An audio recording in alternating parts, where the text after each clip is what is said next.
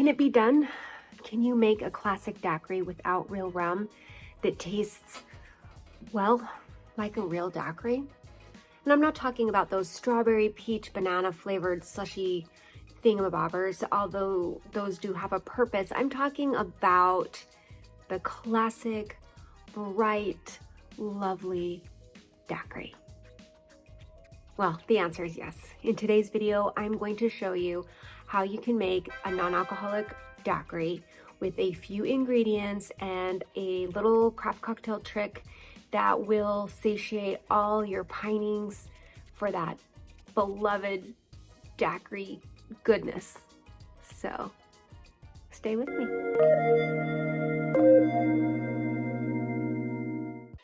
We're going to start out by chilling down our coupe glass.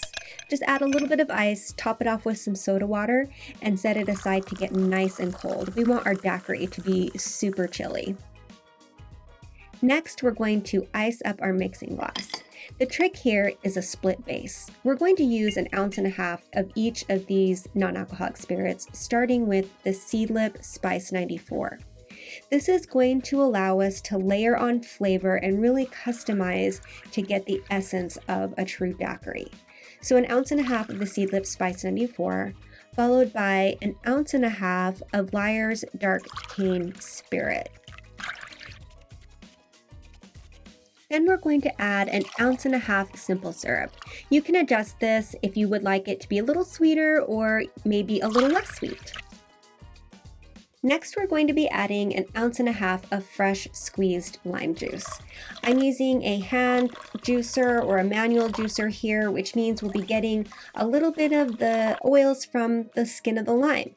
I personally like this a lot. I feel like it gives us a bit of brightness and a little bit of complexity.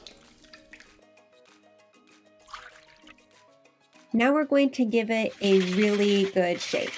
A really good vigorous shake because, like I said, we want this daiquiri to be super nice and cold.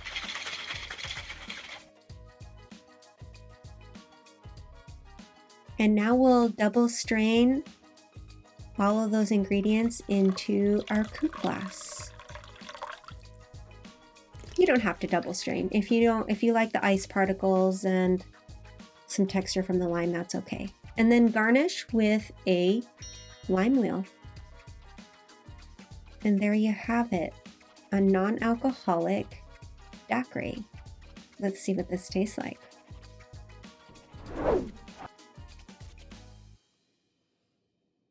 It's perfect. It's bright, it's tart. You get the toasted sugar rum flavor that you should get. I really think that the Seedlip Spice 94 split with the Lyre's Dark Cane Spirit was the ticket to getting this right.